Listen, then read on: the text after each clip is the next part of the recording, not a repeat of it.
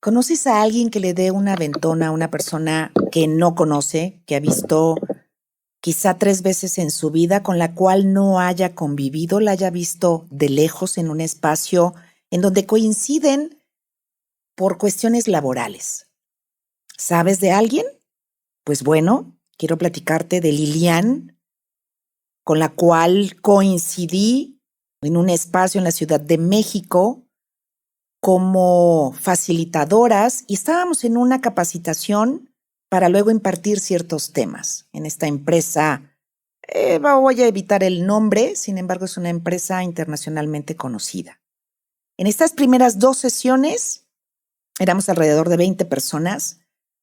Vi a Lilian de lejos, muy atenta, participativa, receptiva, así como yo, un tanto nerd, ahí medio ñoñas. Pero no platicamos, no cruzamos palabra alguna. Fueron 2 días de inmersión total, 18 horas más o menos, y para la tercera sesión, unos meses después, en septiembre de hace 2 años, que coincidió que veníamos de una tragedia que se había suscitado casi una década atrás con este suceso de Ayotzinapa. ¿Por qué menciono esto? Porque me sucede algo que hace que casi no llegue a esa tercera sesión de capacitación, que si no llegaba, pues no iba a poder participar. Tomo la unidad en León, Guanajuato, muy temprano, antes de que salga el sol, y más o menos una hora, hora y media después, apenas estaba amaneciendo, cuando he sitiado esta unidad pequeña para 15 pasajeros, se levanta una persona con cubrebocas muy misterioso, se empieza a poner nervioso y dice, necesito bajar ahora mismo. El chofer, nervioso porque había 7 personas alrededor de esta unidad, 7 elementos, uno de ellos era mujer, con armas de alto calibre, uniformados, en donde empiezan a hacer preguntas. Inmediatamente se baja el señor de la camioneta. Cuando el chofer le decía, permítame señor, no se puede bajar. Entonces yo dije, ¿qué está pasando? Dio el pitazo, empiezan los nervios y se oye un silencio sepulcral. Se escucha un elemento u oficial o quien haya sido pidiéndole los documentos, a dónde iba. En fin, de repente se vuelve a abrir la puerta de la unidad y nos empiezan a hacer preguntas. Nos piden que nos bajemos y yo dije, ya me cargó el payaso. Se me hace que nos van a violar y nos van a aventar en una fosa clandestina. De los pocos momentos en mi vida que he estado aterrada, ese es uno de ellos. Pasa tiempo, finalmente se llevan esta unidad en la que veníamos detenida y a nosotros nos suben a otra unidad que nos tenemos que regresar a León, Guanajuato, a la central de autobuses, y de ahí cada quien haga lo que quiera hacer. Y entonces yo dije, yo tengo que llegar a México, no puedo faltar esta capacitación. Esta energía interna que salió de mí, aterrada. Bueno, finalmente llegué a la Ciudad de México, a Reforma, en donde era pues este train de trainers, 3 de la tarde y terminábamos a las 6. Llegué, me instalé, me acuerdo que tecleaba y trataba de poner atención. Termina la capacitación y se acerca una mujer alta, muy guapa, más alta que yo. Me ve con unos ojos de ternura, con una compasión, y yo les pudiera decir de una manera muy amorosa. Así de grandota, pues no la veo yo tan grandota porque se agachó y me ve de frente con unos ojos muy tiernos y me dice, Emma, ¿a dónde vas? Le dije, a Coyoacán. ¿En qué te vas a ir? Le dije, en un Uber. Me dijo, yo te llevo. Le dije, bueno, si me dejas en donde pueda tomar un Uber, está bien. Te llevo, Emma, voy para allá. Vuelvo a hacer la pregunta que hacía al inicio. ¿Quién le da un aventón a alguien que ha visto 3 veces en su vida? Esa fue la primera vez que crucé palabra alguna con Lilian. Caminamos algunas cuadras, acepté el aventón. Y para que yo me quede callada está difícil, porque hablo hasta por los codos. Esta historia que te estoy contando es para presentarte a la invitada maravillosa que tenemos el día de hoy, a mi querida Lilian de la Vega, que una vez que arrancó en el coche, sus siguientes palabras fueron: Emma, estás en shock. No podías tomar un Uber o un taxi. Y en ese momento me di cuenta que estaba más mal de lo que creía. Platicamos en este trayecto que fueron casi 2 horas. Había manifestaciones, había paros, había muchísimo tráfico y era hora pico. Y ahí nos conocimos, ahí conocí a Lilian, coincidimos en muchas cosas, me platicó de su vida y una vez que yo ya estaba un poquito más tranquila, empecé a respirar y empecé a platicar. Lilian de la Vega, aparte de esta gran persona, este gran ser humano que conocí en esa tercera sesión, pues les quiero decir que es coach de vida, da acompañamiento emocional a mujeres, es activista por la sororidad radical y la inclusión, es autora del libro Lecciones para volar para una bruja moderna. Y el tema de hoy, titulado Sororidad, un amoroso acto de rebeldía, quiero darle la bienvenida a Lilian. Lilian, cuento esta historia de cómo te conocí, porque tienes en todo tu ser todo esto que haces profesionalmente, que lo conozco y que eres muy buena.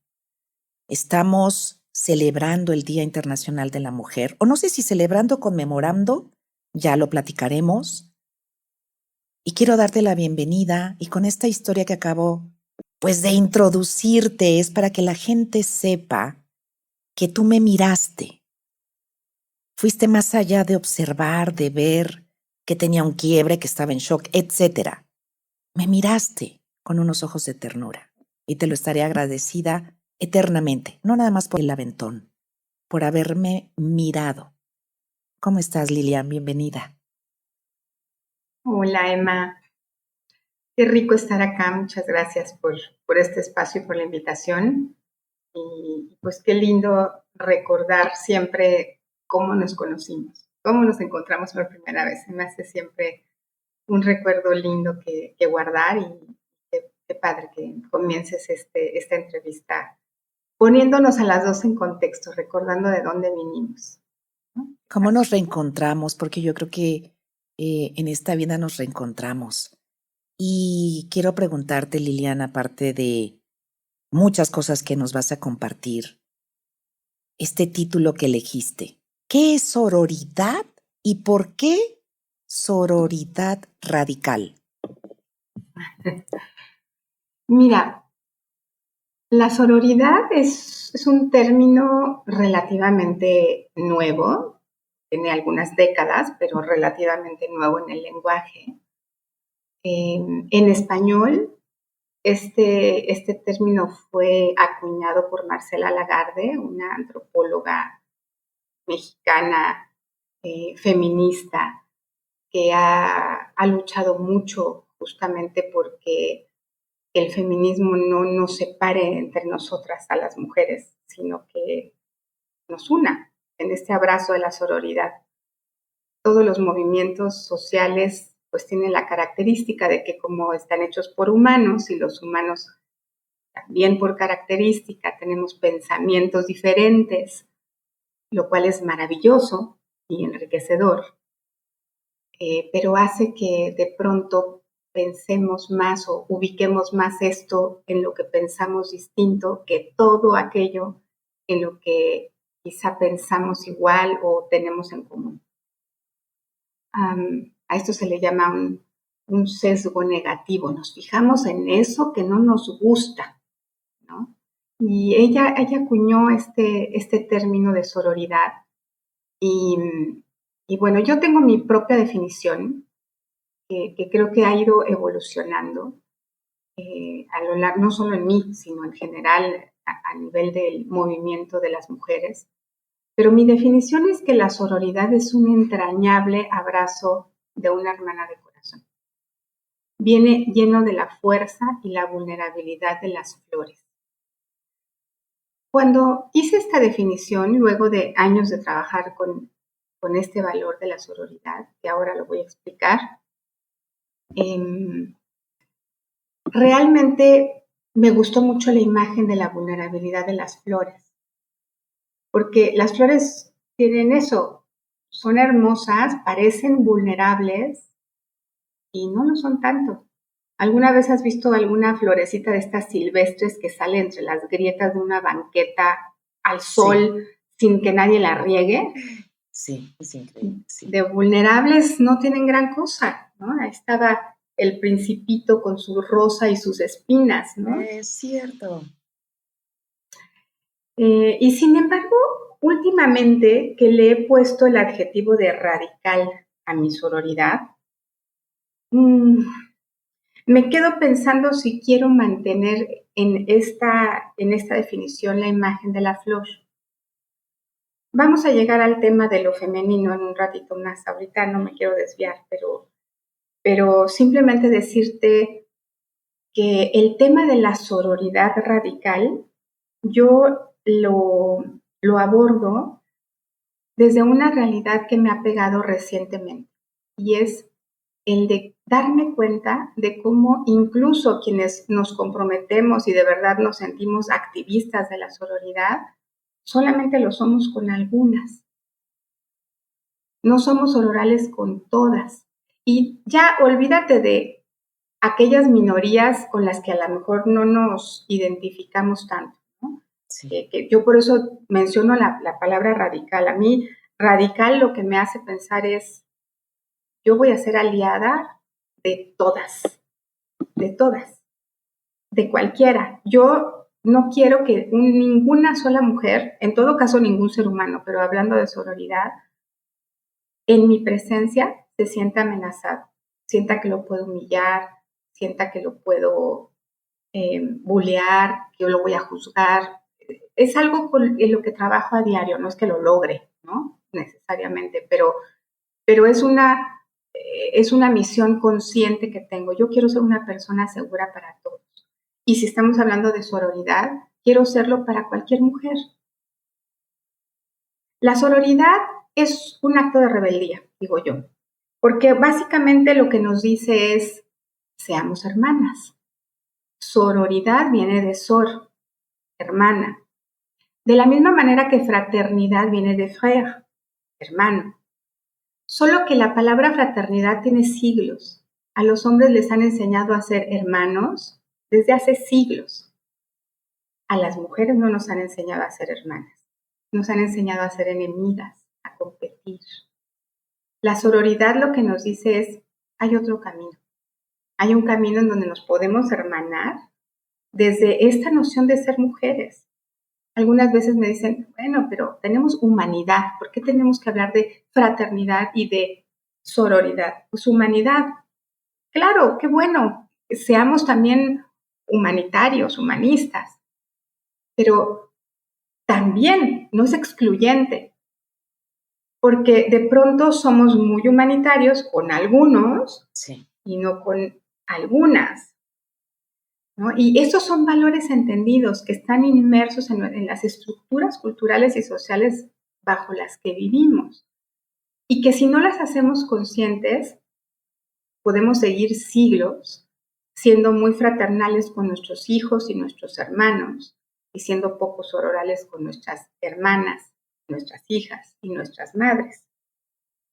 Las mujeres tenemos muy introyectada la misoginia. La misoginia no viene necesariamente de afuera, también, por supuesto, pero está en nosotros porque es parte de esta estructura social y cultural. No es que, ay, los hombres son unos misóginos y son unos malvados.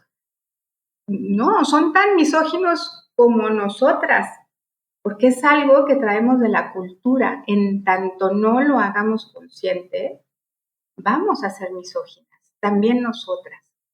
Misóginas, ¿qué quiere decir? Alguien que odia lo femenino, a las mujeres, ¿no? Y no son personas individuales quienes odian a las mujeres. Es la estructura sociocultural, es la cultura en la que vivimos, que no está hecha para apoyar a las mujeres, que está hecha justamente por hombres y para hombres, por razones históricas, antropológicas, si quieres, ¿no?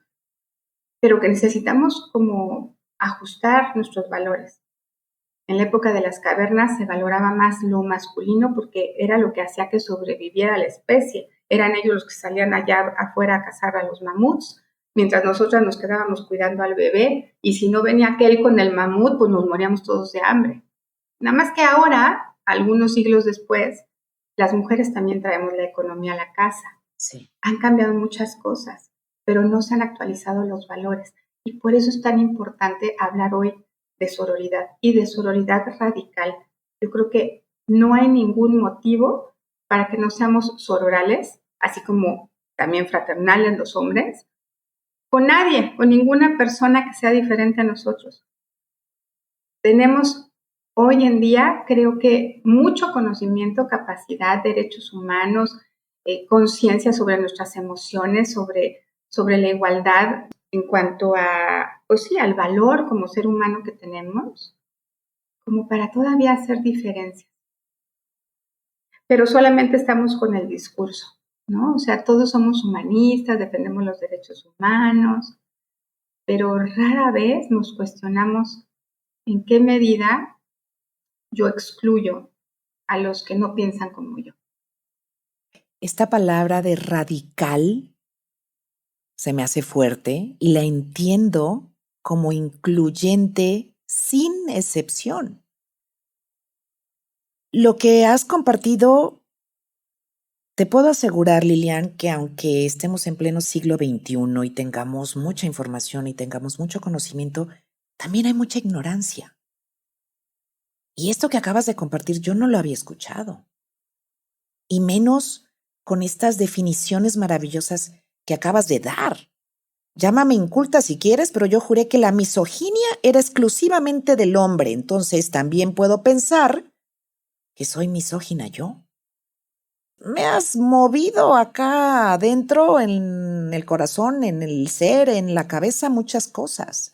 Espero que quien esté escuchando esto, tus palabras lleguen y resuenen y a mí me quedan claras como el agua, porque antes de tener esta definición, porque lo estamos haciendo poco, casi 2 años después de que nos conocimos, pero estas palabras que estás diciendo yo las viví, por eso quise iniciar con esta historia de cómo te conocí, porque vi esa hermandad, vi esa sororidad poniéndole palabras ahora más allá de esta parte humana y de que decía que me miraste. ¿Cómo trabajas en esto? Porque eres coach y trabajas en la transformación personal desde lo femenino. No sé si al hacerte esta pregunta quizá ya haya estado respondida con lo que nos compartes, ¿no? Con lo que nos acabas de compartir. Porque la pregunta sería, ¿para qué haces lo que haces? Antes de que nos compartas desde esta parte desde lo femenino, ¿para qué haces lo que haces? ¿Qué es lo que pasó en ti para que hoy realices, comulgues y lleves a cabo desde esta creencia, desde esta parte de sentirla al hacer? Pasó una aplanadora encima de mí. Esta aplanadora se llamaba maternidad. Wow. Eso es lo que pasó. Eso es lo que me conectó con la sororidad. Cuando yo me volví mamá, ¿qué era lo que había escuchado? No, bueno, cuando tú seas mamá te vas a sentir realizada como mujer. Era curioso porque esta era una narrativa que yo escuchaba en el entorno, no necesariamente en mi familia, ¿no? En mi familia lo que yo escuché siempre fue, tú tienes que estudiar. Y cuando acabes de estudiar la licenciatura, ve por la maestría. Y cuando acabes eso, ve por el doctorado. Eso era lo que yo tenía desde niña en la cabeza, como el mandato que tenía familiar, como la expectativa que tenía, ¿no? Nunca nadie me habló de te tienes que casar y tienes que tener hijos. No era algo que estuviera en mi radar. O sea, estaba joven, estaba terminando la carrera, quizás que me enamoro. y ¡zas! Que me caso. No fue nada rápido, ¿no? Tuvimos una relación como de 5 años de novios y luego nos casamos y fui mamá hasta 7 años después de casar. Durante ese tiempo nos fuimos a estudiar al extranjero el posgrado y de pronto regresamos a México y un poco la presión social, un poco pues que ya teníamos muchos años juntos y que era, bueno, ¿y qué sigue? Pues formemos una familia, ¿no? Pero me agarró un poco de sorpresa, con todo y que fue planeado, como internamente era algo que, o sea, que no había estado en mi guión previsto. Entonces, claro, pues me agarró en curva, ¿no? Me volví mamá, yo con todas estas rollos que traía más intelectuales, como dices, bien nerd, pues sí. Ay, perdón, pero... Pues sí.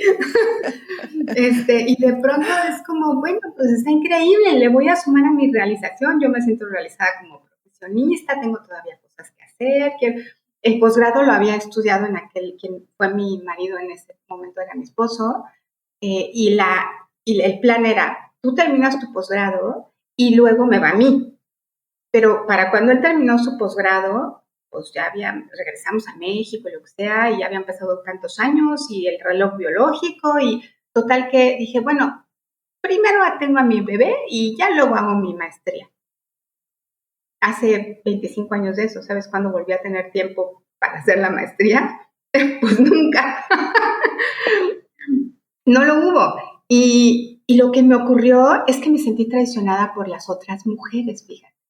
Porque yo escuchaba desde a mi abuelita, a mis tías, a mi mamá, a todo el mundo decir lo realizada que me iba a sentir. Feliz.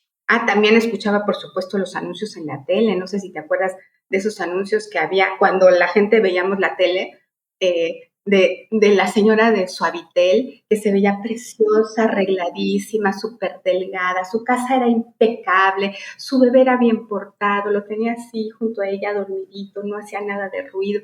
Y decías, wow, pues sí se ve realizada, ¿no? Hijo, no tenía nada que ver con mi realidad, ¿no? Yo decía, ¿qué es esto? O sea, no, deja que esté arreglada la casa, deja que, o sea, yo vaya, no fui al salón de belleza y no me veo bonita. No, ni siquiera me bañé. Es más, si tú llegabas a visitarme en cualquier momento del día, cuando yo tenía una bebé de meses, decía, ay, qué bueno que viniste, por favor, carga este bultito que yo necesito ir al baño y no he podido, ¿no? O sea, era la locura.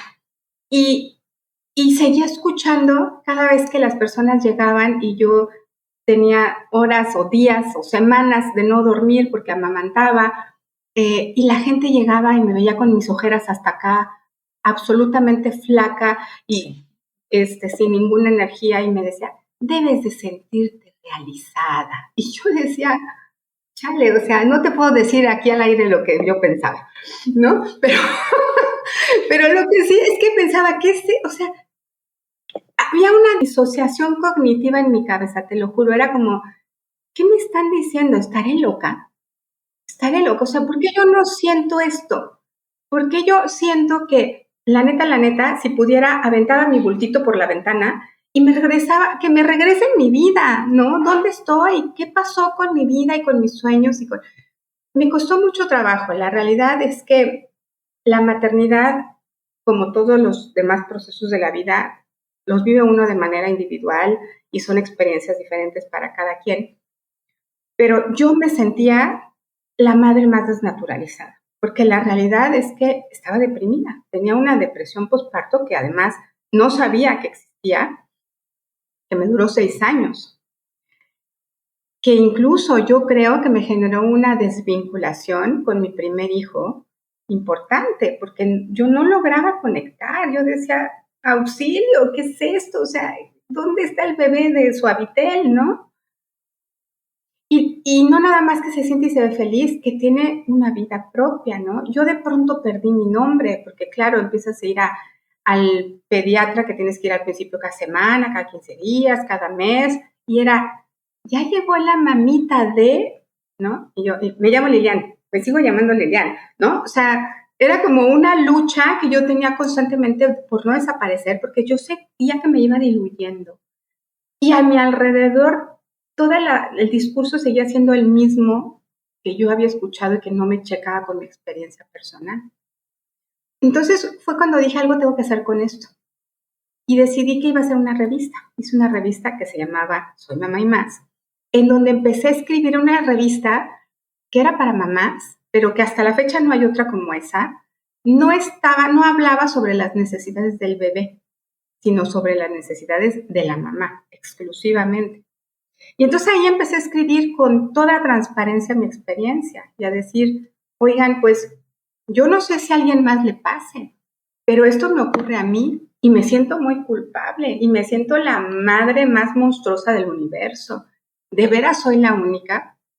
Esta revista la lancé gratuitamente conseguimos un contacto maravilloso, mi socia Lore, si andas por ahí escuchando, corazón, y Anita Sobero, Lore Ruiz y Anita Sobero, ellas y yo conseguimos un contacto en algo que se llamaba Piccolo Mundo, que creo que ya desapareció, que era una ludoteca.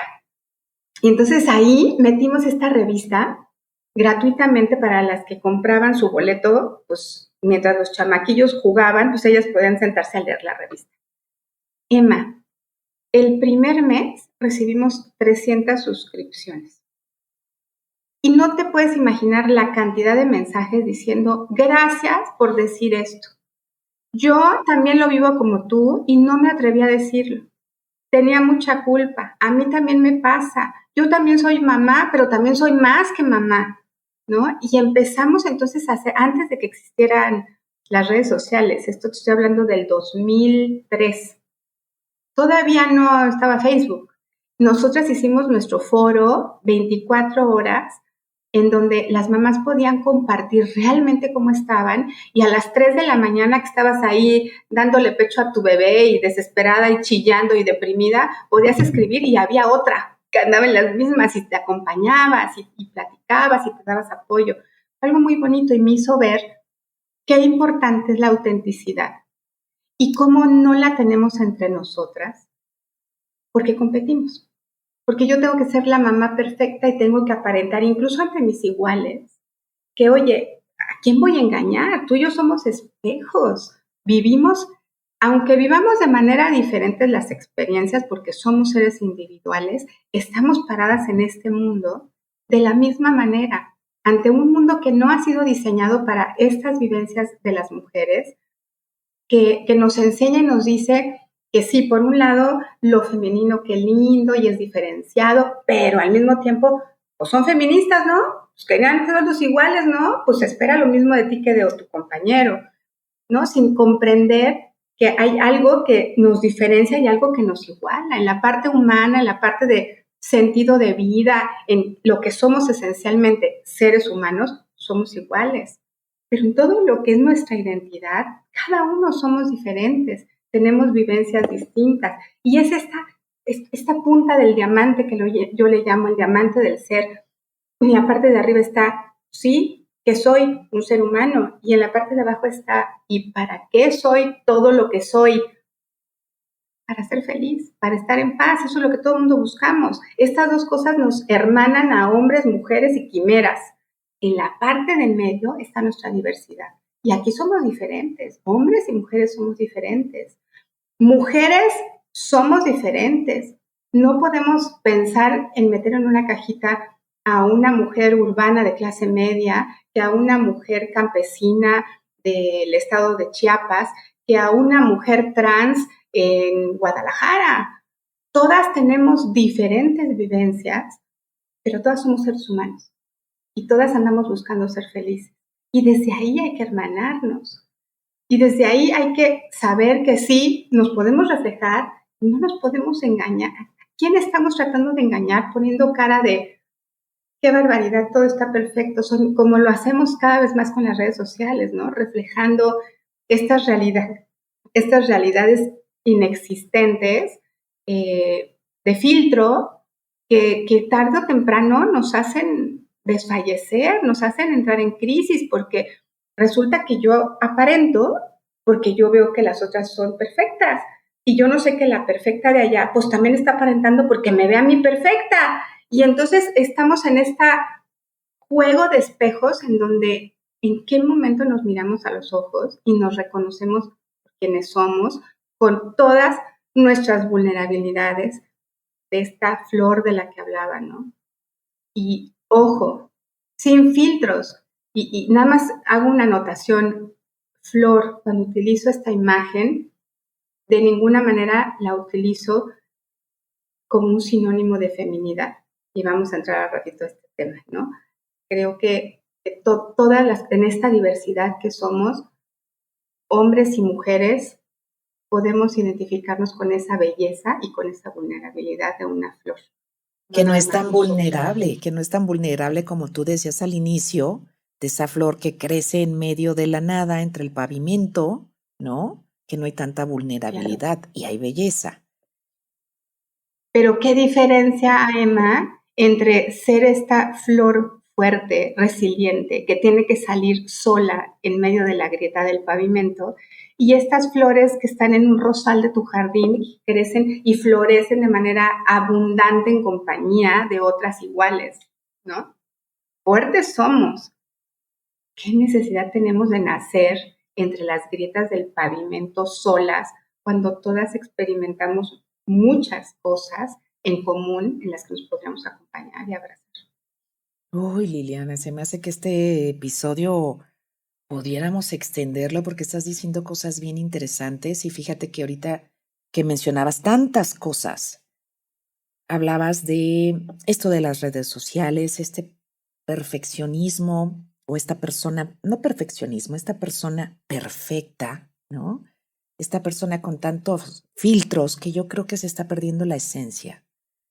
Y de esta flor que crece sola entre el pavimento y de estas que están en un rosal, donde están en esta hermandad, en esta contención, no sé si decirlo de esta manera, ¿no? Que es otra experiencia, otra historia, otra fortaleza. Y creces de otra manera y te vas transformando de otra manera. Esta imagen me gusta. Imagínate cómo se sentirá la flor que creció en medio de la banqueta solita cuando se marchita.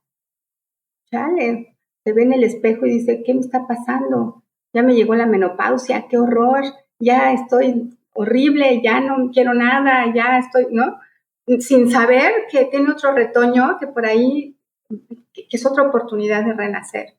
Y qué diferente de las rosas que todas se están marchitando juntas y voltean alrededor y dicen, pues es normal, no pasa nada, y a aquella le está saliendo un retoño, a lo mejor a mí también, ¿no? O sea, ahí está la diferencia entre esta sororidad, esta hermandad, la fuerza que tiene, que estemos juntas, que nos reconozcamos desde nuestra autenticidad y nos hermanemos y nos abracemos. Ay, Lilian, me encantaría hacerte un montón de preguntas, porque una pudiera ser, ¿qué podemos hacer? Y podemos hablar de estos distintos niveles de conciencia que hay. Conciencia con SC, ¿no? Una cosa es que te des cuenta y a lo mejor es ya que pasó el acto. Otra cosa es que te des cuenta cuando está sucediendo algo. Ahorita voy a poner un ejemplo. Y tiene que ver con mi hija, ¿no? Como mamá, que ¿por qué no te conocía antes? Porque pensé que era la única rara en el mundo y no leí tu revista y bueno. Y Emma y yo, ahorita que te estoy escuchando, yo dije, ay, yo levanto la mano, pero yo no tuve ningún grupo de contención. Ningún grupo de contención. Y fui mamá grande, pero ese va a ser otro episodio. Y en este tercer nivel de conciencia, te das cuenta antes. Ahorita ya tenemos información maravillosa que nos estás compartiendo, ¿no? Voy a poner este ejemplo muy sencillo. Van a decir, Emma, ¿qué tiene que ver? Bueno, es para que tengamos conciencia con SC. Cuando mi bebé estaba chiquita, un día escuchó a alguien cuando la estaba cambiando de pañal y dijo algunas palabras altisonantes. Y entonces mi hija toda una semana repitió, puta male, puta male, puta male, puta male. Y entonces yo siendo jarocha me dije a mí misma, yo no voy a decir palabras altisonantes delante de mi hija para que no las repita. Y lo hice, ¿eh? Hoy por hoy mi hija no dice malas palabras o groserías. Pero esto me llevó a un proceso para darme cuenta, porque ya se me salía una grosería, y este nivel de conciencia del que hablo fue después. Pero yo decía, híjole, ya la dije, ya se me salió. Otro momento fue cuando la estaba diciendo y ya me tapaba la boca y no terminaba la palabra o la oración. Y después fui tan consciente de no decirlas.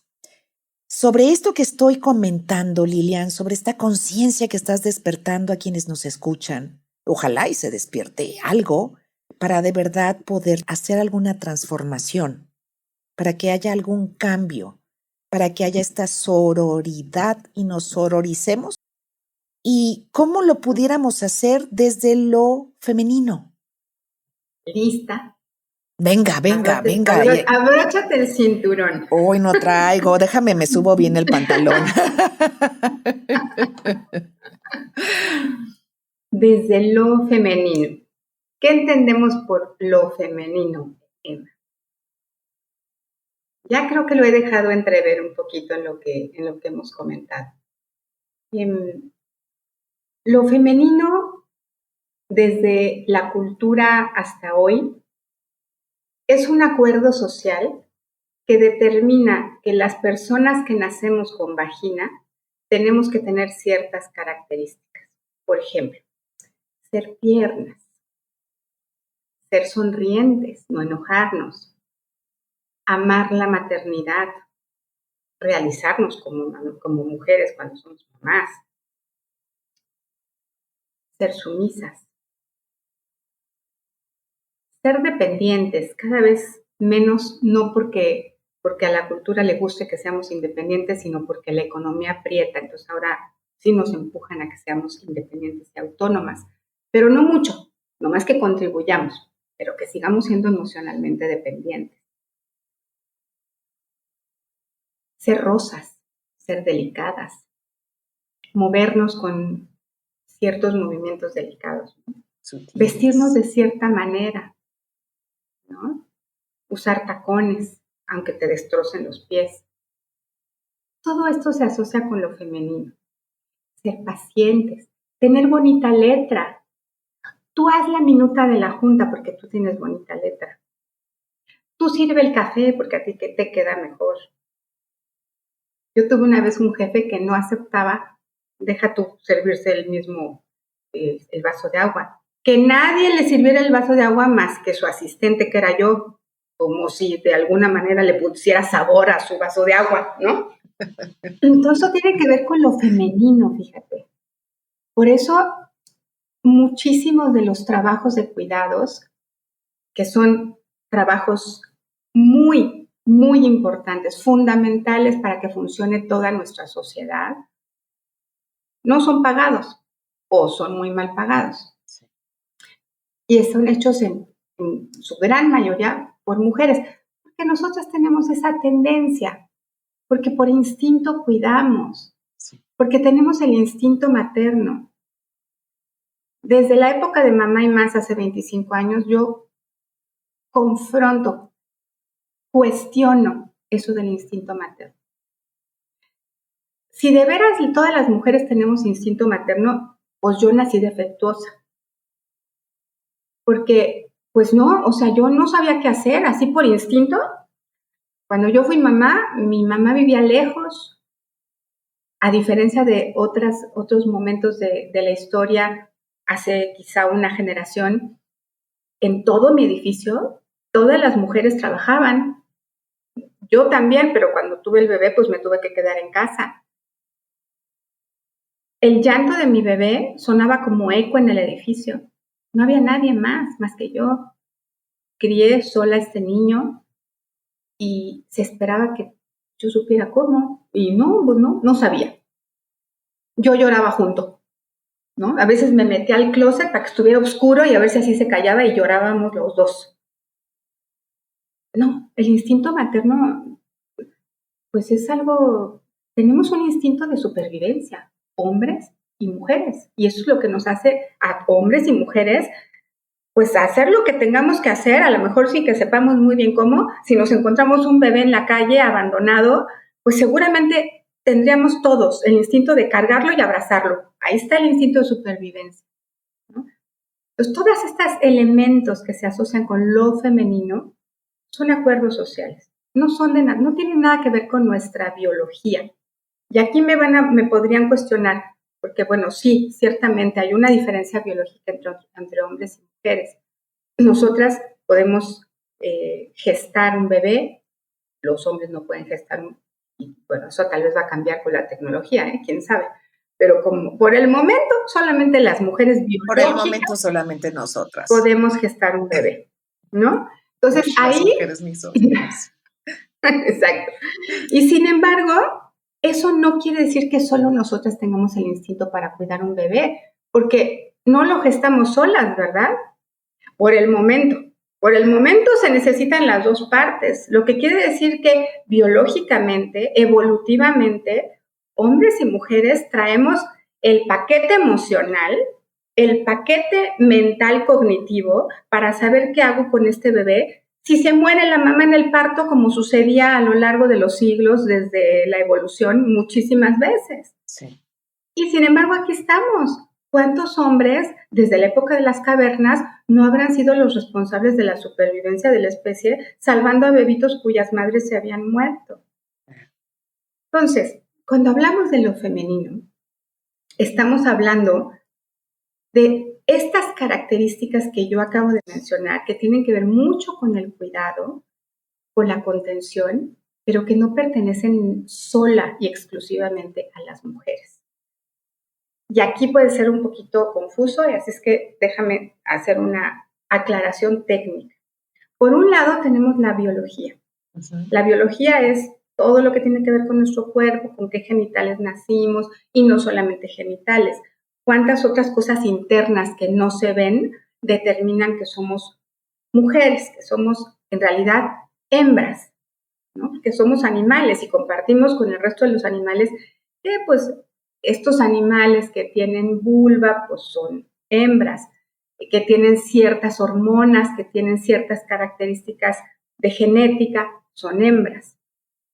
Por otro lado están los acuerdos sociales, que es justamente si eres hembra, te tiene que gustar lo femenino, tienes que comportarte de manera femenina, pero esto no es naturaleza. Estos son acuerdos sociales que van cambiando con la historia y muy, muy evidentemente. Si tú te fijas en las pinturas en los museos de la época de Luis XV, ¿qué color utilizaban en sus capas los reyes? El rojo. El rojo. ¿Y las damas? El azul. Fíjate en las iglesias, las vírgenes tienen capas azules, sí, que representaban la pureza. En algún momento posterior a la Segunda Guerra Mundial, cuando vino todo este empuje de la industria, a alguien se le ocurrió, quizá pues, no se fijó muy bien en qué onda con los colores, pero que las chambritas azules iban a ser de los niños y las rosas iban a ser, o sea, al revés, las cambió. Sí.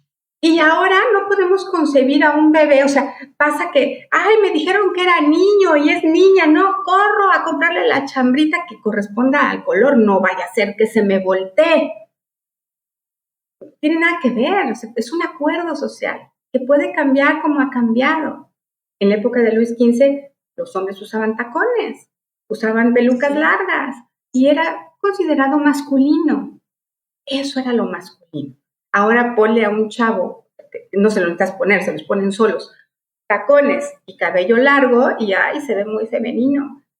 Son puritititas creencias, acuerdos sociales, no tienen nada que ver con nuestra biología, ¿ok? Entonces es muy importante que entendamos lo femenino tiene que ver con una cierta manera de ser, con una cierta visión de mundo que no tiene nada que ver con tus genitales.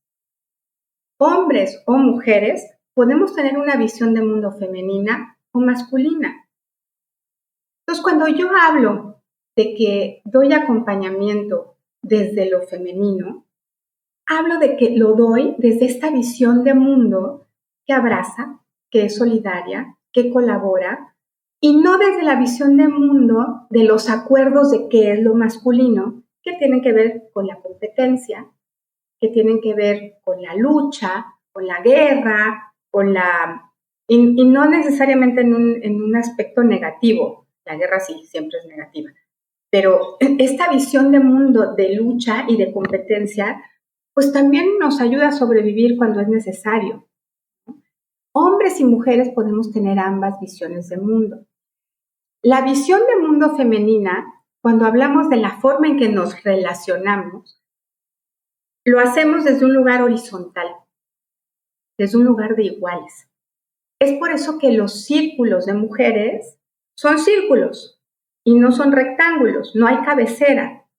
¿Por qué? Porque es una visión de mundo de iguales, horizontal. Mientras que la relación desde la visión de mundo masculina o patriarcal es jerárquica, es vertical. Hay el escalón, el escalafón. Sí. Ambas visiones son necesarias. Tú trata de imaginarte cómo le haríamos para dirigir un país desde un círculo de mujeres. Estaría en chino. No podemos tomar decisiones, claro. Pues sí. No, y ojo, no porque sean mujeres, sino porque la visión de horizontalidad no aplica en todos los contextos. Cuando necesitas dirigir un país de millones de personas, pues ahí te encargo cómo vamos a hacer consenso. Por eso se inventó la democracia. La democracia, por ejemplo, es una visión de mundo masculina. ¿Por qué? Porque hay jerarquía, no se llega a consensos. Gana la mayoría. Sí. Lo que piense y lo que sea bueno para la mayoría es vertical, es jerárquico. Una visión de mundo femenina sería un espacio en donde se puedan generar consensos, es decir, no tomamos una decisión hasta que todos estemos de acuerdo. Eso es posible hacerlo en espacios más reducidos y no en todas las circunstancias. Vayamos a una unidad pequeñita, la familia. En una familia hay momentos en donde se necesita la visión de mundo masculina y otros momentos en donde se necesita la visión de mundo femenina. Claro. Si yo voy con mi chiquita de 3, 4 años en una calle y de pronto va a venir hay una avenida y hay un alto para los peatones, no me voy a poner a hacer consenso con mi hija que quiere atravesar si no vienen coches. Le voy a ejercer, ¿no?, mi visión de mundo masculino y le voy a decir, aquí mando yo, mi reina, y así se hace. Cuando hay un alto te paras, punto, ¿no? A lo mejor después cuando llegue a mi casa en la cocina hago un círculo de mujeres con ella y mi prima y la tía de lado para decirles, a ver, te voy a explicar por qué cuando ves un alto, no sé qué, y ahora pues vamos a entenderlo y hacemos consenso de que cada vez que veamos un alto nos vamos a parar, ¿no? Pero hay momentos para cada cosa. Yo ejerzo el tema de la sororidad, es mi columna vertebral en los procesos que hago, porque para este tipo de procesos de acompañamiento con mujeres me parece que es muy valiosa la visión de lo femenino. La verdad es que es una decisión utilizar estos términos que son tan mal entendidos, porque me parece que hay que reivindicar su uso de esta manera. Podría tratar de inventarme otros para que fuera quizá menos confuso, pero me parece que es muy importante que comprendamos que lo femenino y lo masculino no le pertenecen ni a los hombres ni a las mujeres. Y por eso es que la misoginia no le pertenece a los hombres. La misoginia es parte de esta visión de mundo patriarcal, masculina, que todos mamamos, hombres y mujeres, y que vamos por la vida mientras no hagamos conciencia de ello, ejerciéndola. Nos enseñan que tenemos que competir con todos y especialmente a las mujeres nos enseñan que tenemos que competir con otras mujeres porque hay la falsa idea de que hay muy pocos espacios para nosotras. Espacios hay los mismos que para los hombres, solamente que tenemos que encontrar la equidad, ¿no? Y no es tumbando a las otras mujeres como vamos a abrir más espacios para nosotras. Esta es una visión de mundo masculina.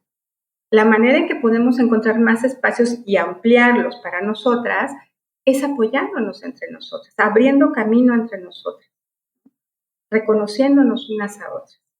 Claro, y fíjate, de esto que mencionas acerca de a lo que te refieres con lo femenino, yo, dentro de varias palabras que mencionaste, Lilian, que si viene de desde esta parte social, hay algunas que yo sí rescato porque es lo que percibo el día que realmente me rescataste y me diste ese aventón, y voy a regresar a ese ejemplo. Cuando me miraste con ojos de compasión y ojos de ternura, que yo creo que sí son características que igual pudiera tenerla su nombre, pero esto creo que sí es muy, muy femenino, muy de ti, así lo vi. Ternura, compasión, que no tiene nada que ver con lástima. La compasión viene desde el amor, ¿no? Y es, creo que la empatía en acción, que es lo que tú hiciste. Desde mi punto de vista, esto que haces, para qué lo haces y cómo es esto desde lo femenino, yo sí encuentro algunas características que rescato y aplaudo que tienes porque eres muy amorosa, eres tierna. Y si esto viene desde la historia, en fin, no me quiero entretener mucho en ello, pero mi comentario viene por lo que yo percibo de ti, desde este acompañamiento que das, desde lo femenino, que sí tiene que ver con amor, con compasión, con ternura y suavidad, porque eres amorosa y eres suave. O sea, no me dijiste, Emma, estás en shock, ¿cómo crees que te hubiera dejado ahí? A lo mejor te vas a otro lado. Me lo dijiste tierna y amorosamente, ¿no? Ahora, híjole, esto da para mucho tema. Sin embargo, por tiempo voy a acotar y me voy a ir a esta pregunta de conmemorar el 8 de marzo, Lilian, el Día de la Mujer, el Día Internacional de la Mujer. Que esto, pues, quizás sea una opinión muy personal de esta efeméride. ¿Por qué decimos conmemorar y no celebrar, que lo mencioné al inicio de este episodio? Y si no sé qué, nos pudiéramos seguir y me encantaría que nos compartieras más, y vamos a hacer una segunda parte con un tema totalmente distinto, y más adelante quizá tengamos una tercera parte acerca de tu libro, ¿no? Lecciones para volar, para una bruja moderna, que tiene que ver con esto que compartes de esta revista que sacas. Y hay muchas cosas muy interesantes. Regresándome a este tema para ir cerrando este episodio, este espacio maravilloso en donde me ha encantado escucharte y he aprendido mucho, y voy a trabajar en mi parte misógina y voy a ver de qué manera puedo ser diferente, no nada más con mi hija, no nada más con la persona cercana, sino con aquella persona que no conozco, ¿no? Y cómo estoy siendo. Como el título de la entrevista, del episodio anterior de la entrevista de hace 5 años con Jorge Fajardo. Pero para cerrar este episodio, Lilian, ¿por qué decimos que conmemoramos el Día Internacional de la Mujer y no lo celebramos? Mira, me gustaría nada más cerrar rápido el tema anterior diciéndote que efectivamente eso que ves en mí que es femenino, sí, claro que lo es. Nada más que no nos confundamos. Yo soy una mujer que tiene esas características. Hay otras mujeres que no las tienen y no por eso son menos mujeres. ¿Me explico? O sea, hay mujeres que a lo mejor no son tiernas, que a lo mejor son menos suaves, que son más fuertes, más firmes, más echadas para adelante que yo, y no las hace menos mujeres, que tienen estas características más asociadas a lo masculino, ¿no? Qué bueno que haces Entonces, esa acotación. Ok. eso es Perfecto. importante que lo conozcamos. Y nada más también cerrando el otro tema de qué hacemos, cómo solucionamos muy rápidamente. Volteemos el foco hacia nosotras. Y eso es lo que hago cuando hablo de la misoginia internalizada. Podemos pasarnos el resto de la vida quejándonos de lo misóginos que son los hombres contra nosotras. Hay pobrecitas, qué víctimas. Y nosotras, y nuestra misoginia, no está en mi círculo de influencia cambiar lo que los hombres aprendan de la cultura. Solamente está en mi círculo de influencia empezar por cuestionar yo lo que yo estoy aprendiendo y ejerciendo de misoginia a mí misma y para las mujeres de mi entorno. Con eso cerraría. Me encanta lo que dices, quizás, gracias, Lilian. Y quizá un poquito esto se relaciona justo con tu última pregunta. ¿Por qué no celebramos el Día de la Mujer? No sé si lo ves, lo estamos entretejiendo en el mismo sentido. No lo celebramos que en realidad estamos hablando o conmemorando todas las luchas a lo largo de siglos y siglos que hemos tenido las mujeres o que han tenido nuestras tatarabuelas y abuelas y bisabuelas, ¿no? Para que nosotras hoy tengamos un espacio como este en donde podemos hablar libremente, en donde no estemos obligadas, si no es nuestro deseo, a dedicarnos solamente al cuidado de la familia, donde no estamos obligadas a tener hijos si no queremos tenerlos, ¿no? Donde podemos ejercer muchas libertades. Y esto se lo debemos a estas mujeres que han dado literal, muchas de ellas, sus vidas sí, por nosotras. Sí. Entonces, no celebramos porque celebrarlo lo asocia con un tema comercial y le quita el tema político. Y político lo digo no desde el lugar de los partidos políticos, lo digo desde el lugar de que político es todo lo que vivimos. Político es la manera en que estamos paradas en el mundo, la forma en que se determina lo que las mujeres pueden y no pueden hacer viene desde lo político, no desde la política, desde lo político. Y es en este sentido que necesitamos, es decir, este día se vuelve una bandera para recordarnos que todavía la lucha está ahí. Y la lucha, no la digo, no es la lucha contra los hombres, no, es una lucha de nosotras para tener los derechos, una lucha con el sistema, con la cultura, que podamos transformarla para que no solo mantengamos los derechos que ya tenemos, sino que avancen más derechos en un momento de mundo en donde los derechos están retrocediendo, en donde tenemos una situación geopolítica con nuestro vecino de allá arriba, que está contagiando al mundo y que lo hemos visto, Emma. Hay lugares como Irán, en donde tú ves fotos de los años 70 y las mujeres vestían como nosotras. Podían hacer esto que estamos haciendo nosotras en lugares públicos. Y hoy otra vez están con burkas, ¿no? Y una vez más, o sea, aquí hay diversidad y habrá quien esté muy contenta con el uso de la burka por razones religiosas y está muy bien, pero hay quienes no, o sea, no hay libertad para elegir qué es lo que tú quieres, ¿no? Entonces los derechos los podemos perder y por eso es tan importante conmemorar estos días, es para recordar esta lucha, es para recordar que seguimos trabajando porque los derechos no solo no desaparezcan, sino que sigan avanzando para todas las mujeres. Para mí es muy importante sí dejar en claro que mi feminismo lo reivindico.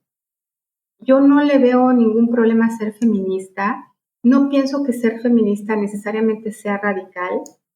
Me gusta mucho utilizar la palabra radical cuando hablo de sororidad, porque no, me parece que la hermandad tiene que ser radical, o sea, tengo que abrir mi corazón a todas las personas, punto. Y sin embargo, me parece que el feminismo hay muchas caras del feminismo, no caras, hay muchas corrientes, muchas diferentes alas y olas del feminismo. Y también caras, que han sido necesarias. Y que además han sido necesarias en diferentes momentos de la historia. Si se pretende que ganemos los derechos de las mujeres con características asociadas a lo femenino, como la voz bajita, como la ternura, como la sumisión, no, pues no vamos a cambiar nada. Es gracias a que estas mujeres tuvieron la fuerza para pararse ahí y decir, pues no estamos de acuerdo con eso y vamos a votar porque vamos a votar, que fueron las sufragistas las primeras que comenzaron con este movimiento. Si no fuera por esa fuerza y ese alejarse de lo que se considera femenino, pues no estaríamos hoy tú y yo hablando aquí, ¿no? Claro. Entonces, hay diferentes momentos. Hoy en día me parece que ya no es necesario, no en todos los casos, ejercer tanta fuerza y tanta, incluso a veces violencia que han tenido que ejercer las mujeres en ciertos casos. Pero si tú me preguntas si yo entiendo por qué las madres buscadoras pintan monumentos y tumban puertas, y yo también lo haría. Yo también lo haría. Y me considero una persona muy femenina en los términos culturales, pero ante una situación así, seguramente que me pararía, como todos podemos hacerlo, en el otro paradigma. Si nadie me escucha, no. A veces son necesarios los gritos, los sombrerazos. Era lo que te iba a decir, o sea, ¿qué tienes que hacer para ser escuchada dependiendo de lo que hayas vivido o hayas perdido? Y las mujeres estamos hoy donde estamos gracias a otras mujeres, y esta lucha tiene un contexto muy bonito con lo que estás platicando. Yo no estoy a favor de el que pinten, rompan, haya violencia. Sin embargo, hay otro lado de esta parte que viene desde el dolor, donde la gente no ha sido vista ni escuchada. Y eso, pues a lo mejor hasta vamos a hacer un cuarto episodio, Lilian. La charla puede continuar muy sabrosa, muy, muy agradable. Y con esto, Emma, ¿sí? pero antes de que cierres, mira, justo aquí viene la sororidad aplicada.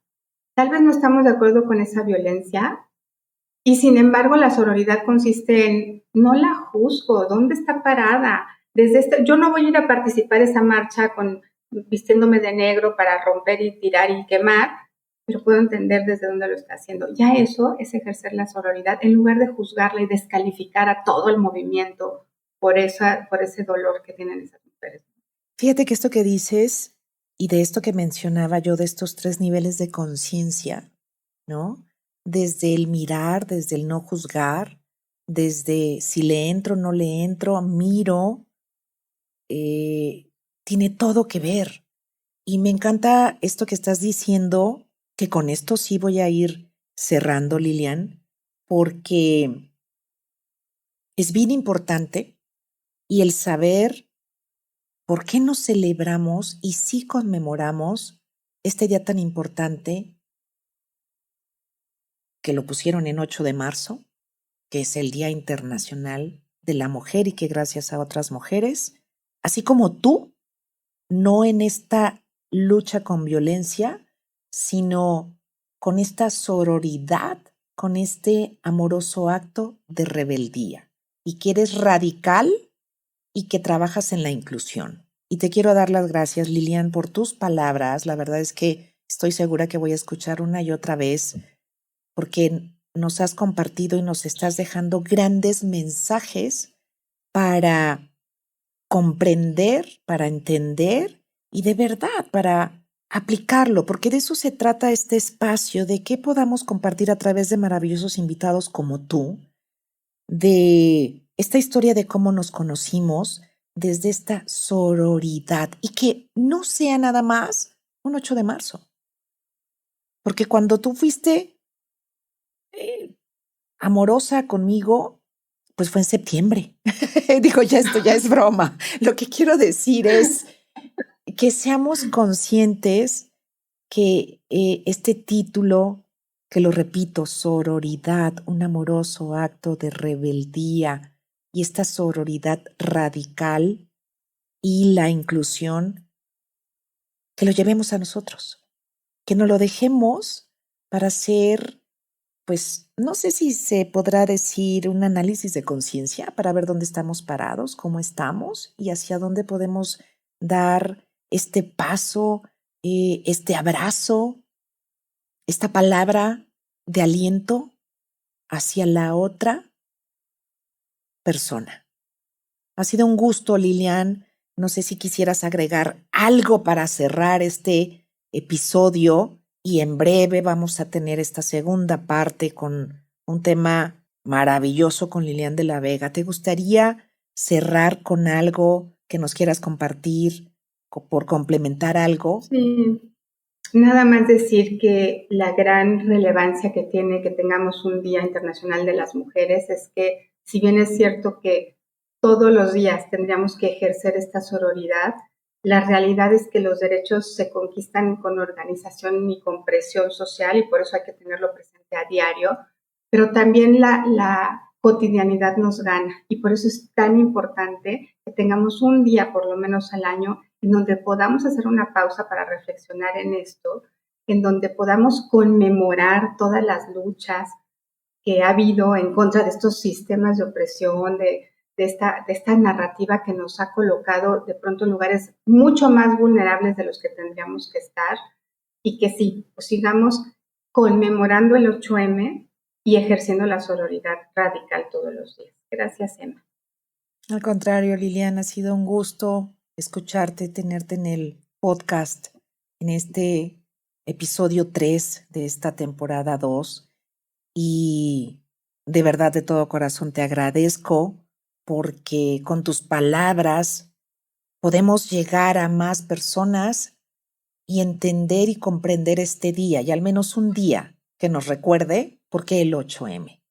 Gracias, Liliana. Ha sido un placer, un deleite tenerte el día de hoy en el podcast y en breve vamos a tener una segunda parte con un tema maravilloso que tiene que ver con algo que sé que te gusta mucho porque te encanta la poesía y espero nos escuchen en esta parte 2. Gracias, Lilian. Ha sido un placer. Un abrazo. Chao, Emma. Gracias. Saludos a todas las personas que nos escuchan y si este episodio te ha llegado al alma, ha tocado alguna fibra, te invito a que lo compartas para que llegue a más personas, para que tengamos un poquito más de comprensión, de entendimiento, seamos y estemos mejor.